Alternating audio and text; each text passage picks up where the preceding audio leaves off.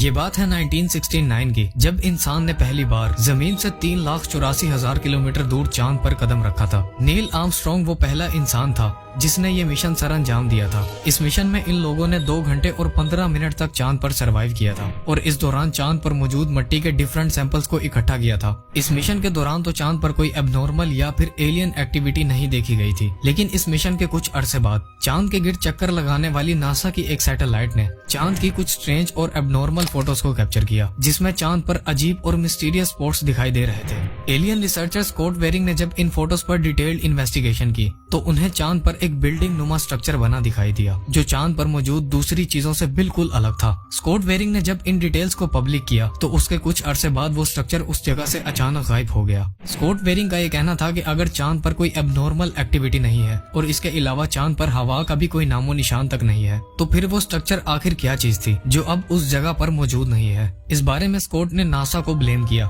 کہ ناسا نے اس سٹرکچر کو ایڈٹ کر وہاں سے ریموو کر دیا ہے اور اصل حقیقت کو دنیا سے چھپا لیا ہے۔ اس سٹرکچر کے علاوہ چند سال پہلے چاند پر ایک ٹینک کی شیپ کا سٹرکچر بھی ڈسکور کیا گیا تھا جو اس بات کی طرف اشارہ کر رہا تھا کہ چاند پر ضرور کوئی نہ کوئی ایلین ایکٹیویٹی موجود ہے جس سے ہم انسان اب تک نہ واقف ہیں۔